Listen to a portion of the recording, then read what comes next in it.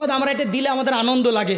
সেটা হচ্ছে কয়েকদিন আগে আপনারা শুনেছেন, একটু হাইট শর্ট বয়স আছে, মাওলানা মুফতি রফিকুল ইসলাম মাদানী সাহেব, তিনি জেল থেকে মুক্তি হয়েছেন, তিনি খেদমত করছেন, জানেন তো নাকি। তারপরে কয়েকদিন আগে, মোটামুটি 5-6 দিন আগে, আমাদের মুফতি আমির হামজা, কোরআনের পাখি, কোরআনের একজন তাফসির, তিনি আজকে ময়দানে নেমেছেন। এখনও কথা বলা শুরু করেননি, তবে আলহামদুলিল্লাহ তিনি মুক্ত হয়েছেন।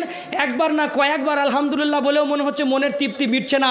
কবে জানি ওই মানুষটা বাইরে বেরিয়ে আসবে, কবে জানি তাদের কথা শুনবো, জ্ঞান গর্ভমূলক আলোচনা। আমরা কিচ্ছু না, এদিক ওদিক সেদিক দিয়ে 2 ঘন্টা পুজো দিতে পারলেই হয়ে গেল। কিন্তু ওনাদের তা না, ওনাদের কথা হচ্ছে প্রত্যেকটা কোরআন গবেষণামূলক কথা। আল্লাহ তিনাদের জ্ঞানগর্ভ দিয়েছেন, তিনাদের খেদমত নিচ্ছেন। আমাদের মধ্যে সবাই আমরা কোরআন প্রেমিক মানুষ, অতএব আমাদের কোরআনের পাখিদের জন্য মজলুম যারা এখনও জেলে ভরা আছে, আল্লামা মামুনুল হক যিনি জেলের ভিতরে, আল্লাহু আকবার, যিনি বাইরে আসার পরে জেলের গাড়িতে বসে আছেন জানালার ফাঁক দিয়ে।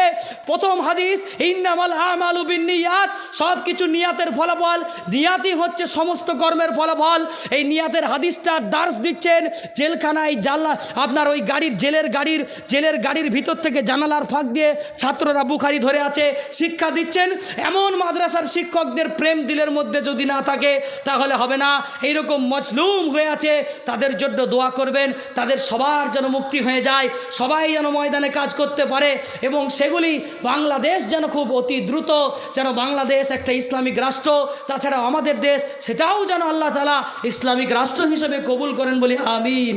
আপনাদের কাছে বেশি কিচ্ছু দিতে পারলাম না, আপনাদের কাছে সামথিং কয়েকটি কথা শেয়ার করতে এসেছিলাম, বলার কথা থেকেই গেল।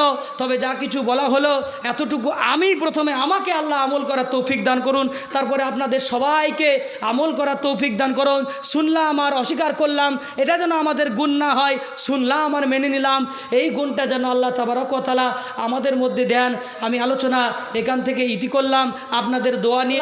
একটা মাদ্রাসার নাম হচ্ছে আসহাবে সুফা, এই মাদ্রাসার ছাত্র হিসাবে ওনাকে ভর্তি করে নিলেন।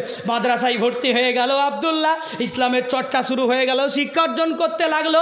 তার আগে ওখানে বসে পড়লো, বসার পরে বলে, আজকে যুবক ভাইয়েরা, কারা 50 টাকা দিয়েছো, কারা 10 টাকা দিয়েছো, কারা 100 টাকা দিয়েছো জানি না, আর যখন বাড়ি যাবে তখন আবার আল্লাহর রাস্তায় 100টা টাকা দিয়ে বাড়ি ফিরে যাবে। সেদিন যুবক ভাইয়েরা, আল্লাহর নবী বলছে, বলো বলো, এই যুবকের শরীরে কাপড় নাই, এই যুবকের শরীরে কিচ্ছু নাই, বলো কে আছো এমন যে তোমাদের একটা চাদর গায়ে দেওয়ার জন্য দিবা। সঙ্গে সঙ্গে 1 সেকেন্ডও দেরি হয় নাই, একজন সাহাবা হাত তুলে বলি, ইয়া রাসূলুল্লাহ, আমি আব্দুল্লাহকে আমি চাদর দেওয়ার জন্য রাজি হয়ে গেলাম। বলে, দাও দাও, চাদরটা দিয়ে দাও। এরপরে বলছে, ও যুবক, তোমাদের মধ্যে কে আছো যে একটা লুঙ্গি দিতে পারবা? সঙ্গে সঙ্গে বলে, ও নবী গো, আমার 2টা লুঙ্গি আছে, একটা লুঙ্গি আমি আব্দুল্লাহকে দেব, একটাই আমি পরে থাকবো।